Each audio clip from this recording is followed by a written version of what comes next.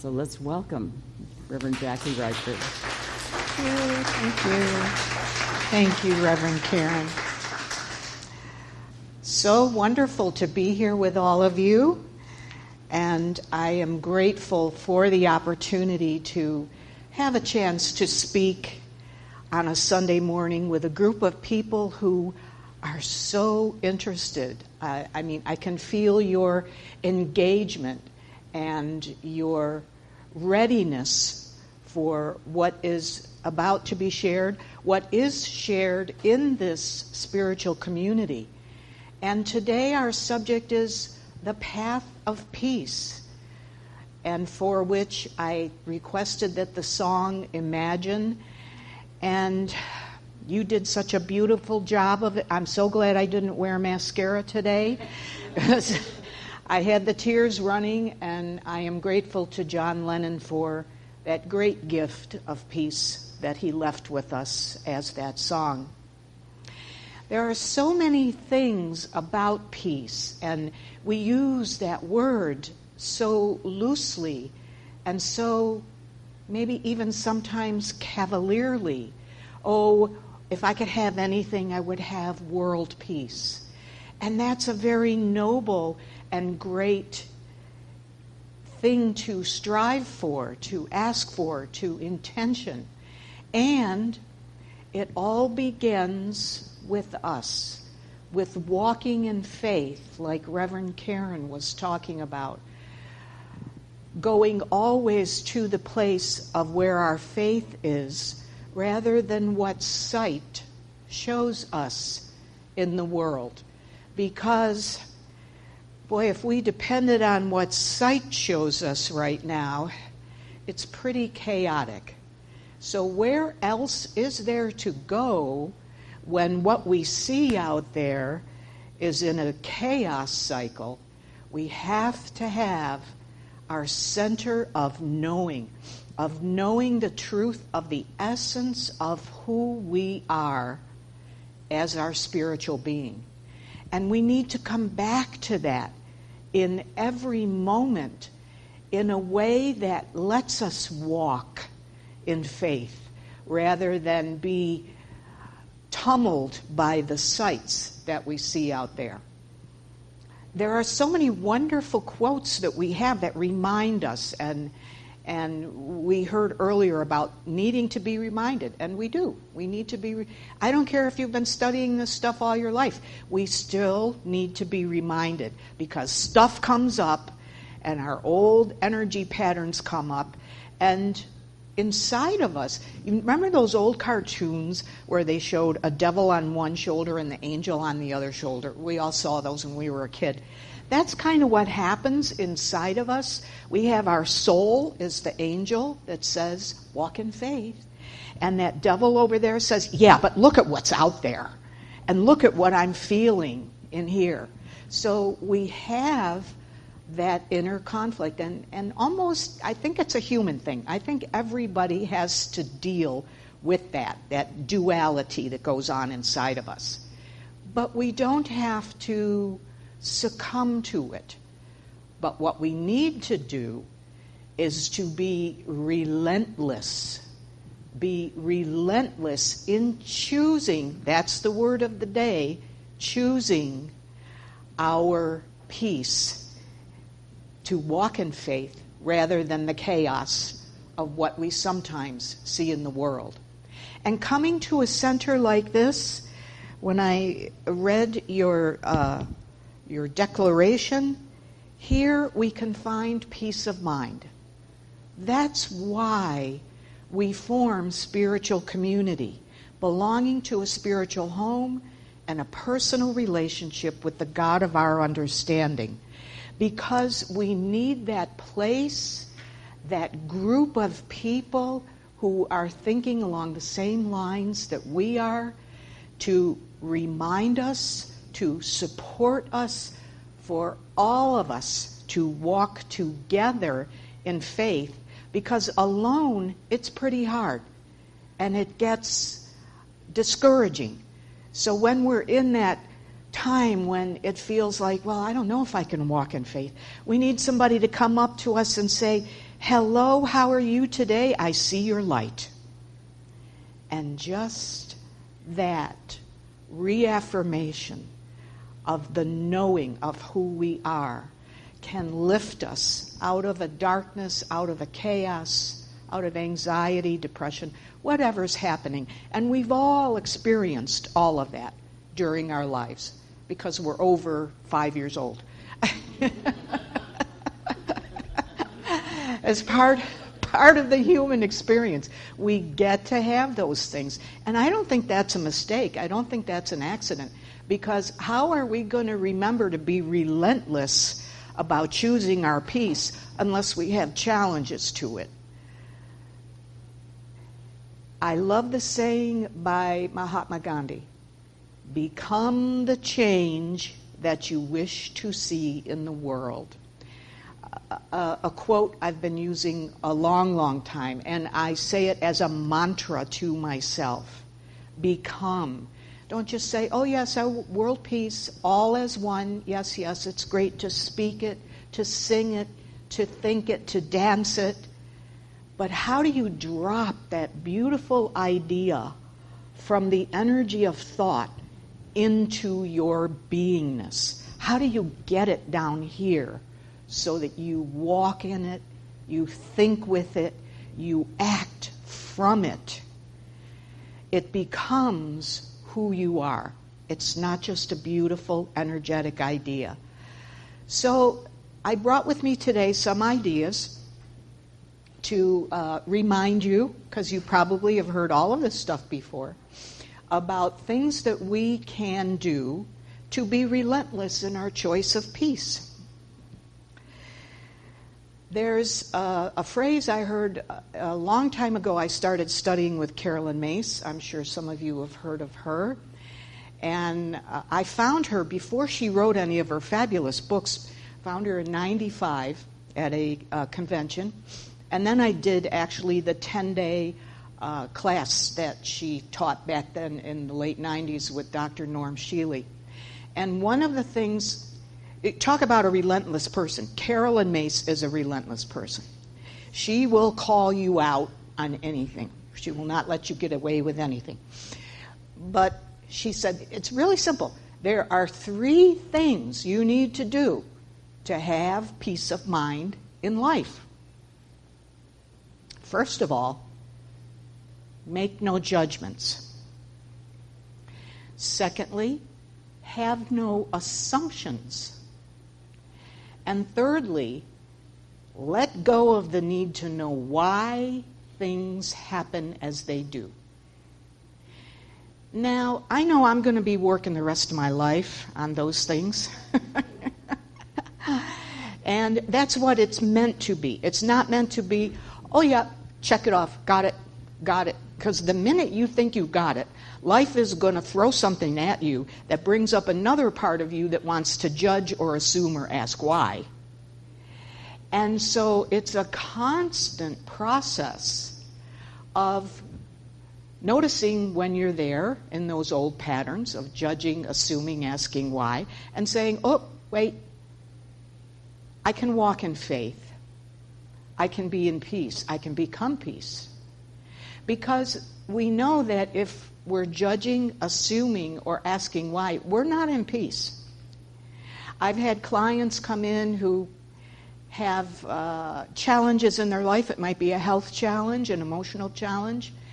And the minute I hear them say, why is this happening to me? I'm like, uh-oh, we're dealing with the victim archetype here. This person is in victim consciousness. Now, there's nothing wrong with that if you want to go through life having life happen to you.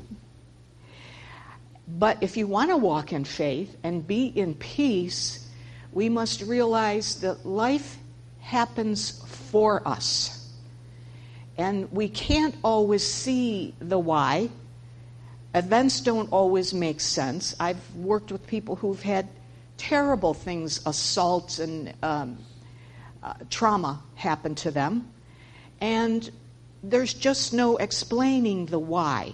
But rather, when things like that happen, if we could shift and say, what am I supposed to learn from this?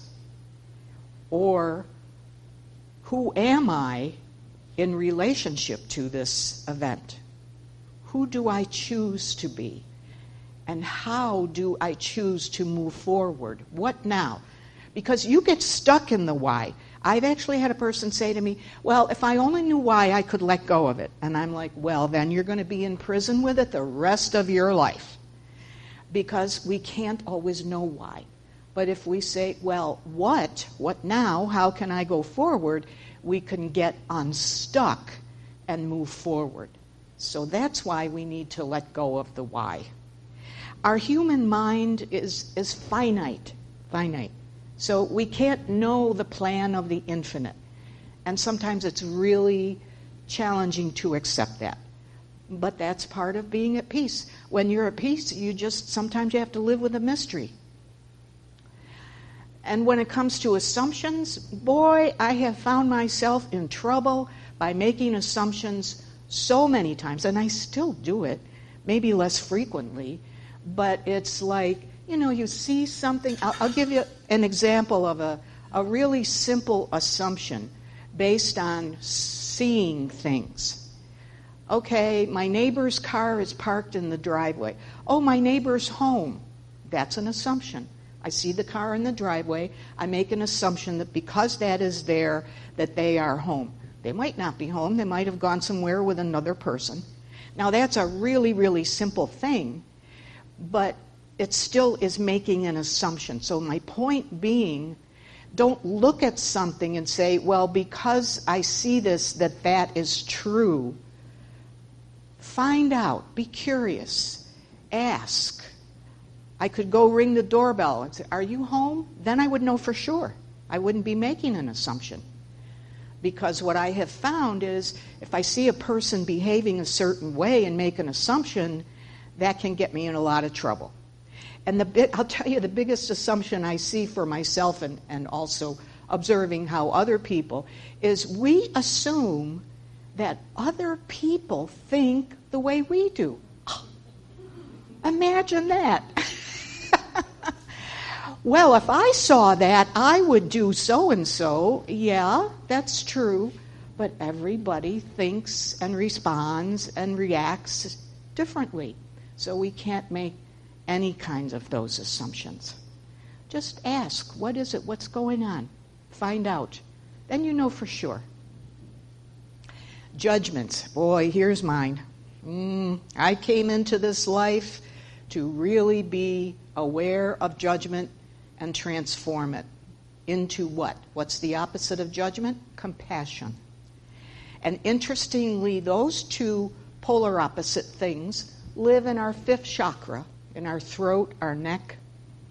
So if you have neck problems, throat problems, that kind of thing, you might look at how you might be judging and see if you can shift it. It just takes a shift, but the process of shifting it takes awareness and being aware of what you're thinking and you're judging. And I'll tell you, who do we judge the harshest? Ourselves. Right. And when you judge harshly yourself, what do? You keep yourself stuck, usually in victim mode or in sabotaging yourself. There's no peace there. There's no peace of mind when we do that to ourselves. Now, we've been taught to do that culturally it could be parents, it could be school, it could be church, it could be any group, has taught us that it's actually valuable to be harsh and to judge ourselves. I think it's kind of like the meme, the way our country was formed. It was formed from very strict religious people that said things like, well, if you're not producing, if you're not doing something, you're not valuable. So what belief does that give us about ourselves, and how do we judge ourselves? That's where the perfectionist archetype comes from. Well, I got to be perfect and then people will like me. And so that's judging. And boy, is that a heavy burden. Heavy burden. Because who's perfect? There's nobody here that's perfect. It's not meant to be that way. And so the only perfect we need to know about is that we're perfect in our imperfection. Because when our imperfections come up, when that judgment and assumption and asking why, when that comes up, don't greet it by saying, oh my God, I thought I worked with this, I thought I was done, because we're never done. Look at it and say, okay, here's another piece. Here's another layer of my stuff, my conditioning, my restrictive thoughts and attitudes coming up so that I can transform it.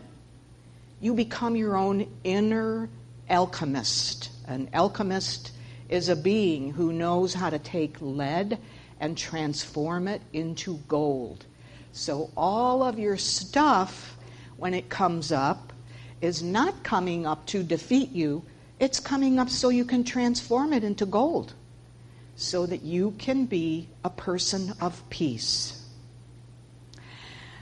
My colleague, my non-physical colleague, Ron Wynn, as I spoke of when I was here last time, she is a being from the She realm, Sidhe, that's a Celtic word, of a realm of beings. Actually, humans and she, we used to be one. That's back when the world was one, like the song Imagine. And they live on a higher frequency dimension. They're right here, they're right by us, but they're on a higher frequency. And like I said, we used to be together. But humans decided they wanted to come down and take part in this beautiful earth that we have. And so we had to kind of lower our frequencies. And there was a separation that happened. And so then humans evolved and everything started going along. And then humans started to be very violent, competitive, conquerors, taking power over rather than power with, and empowering. And so the She kind of backed away because they're not into that violence kind of thing like humans are. But now, because humankind has reached a point where we're really at a tipping point here with how we are with ourselves and other humans and the blessed earth that we live on. It's really a pivot point. And so the She have said they want to help us to remember who we really are in our peace. The She are also called the people of peace by the ancient Celtic people, or the Shining Ones, because they still reside in that place of, like the song says, imagine if we were all one. That's where they live and how they are. And we used to be. We came from that. It's our heritage. It's our ancestry. And we know that deep within us. So what we can do is to be relentlessly choosing the peace of our heart. And the peace comes through our heart. Like the quote that Reverend Karen read from my website, in the stillness of my heart, I know peace. We can't be peace rushing around, doing 5 things at once, multitasking, competing, trying to be the best, trying to impress. We can only know peace. We can only become peace when we go into the stillness of our heart. And that can be done in many ways. That can be done. Stillness doesn't necessarily mean that you're absolutely stock still.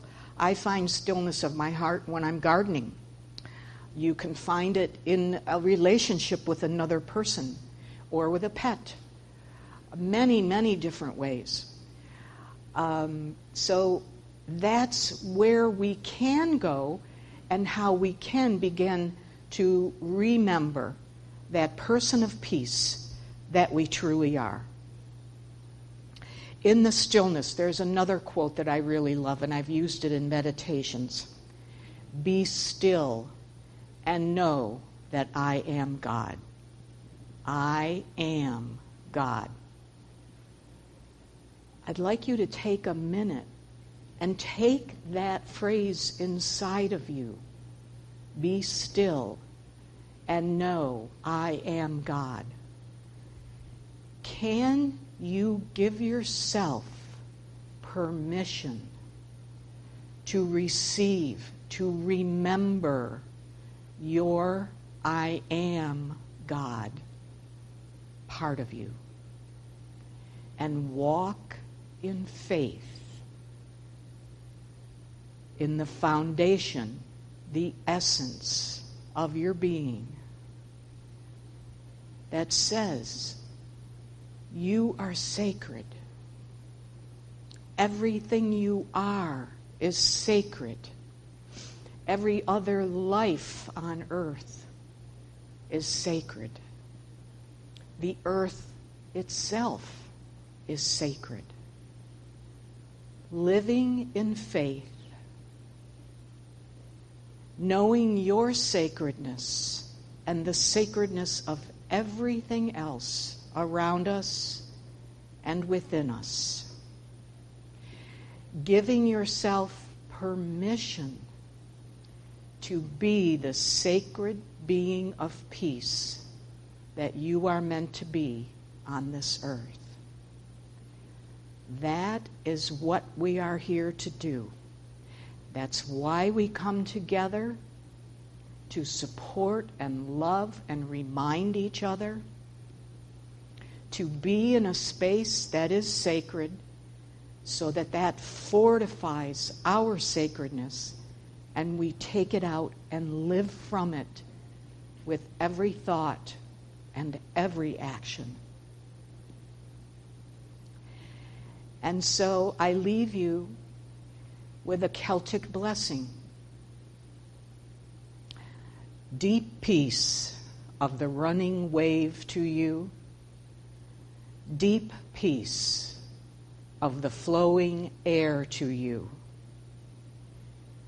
Deep peace of the quiet earth to you. Deep peace of the gentle night to you.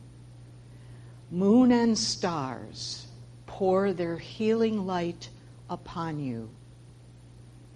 Deep peace to you. Namaste.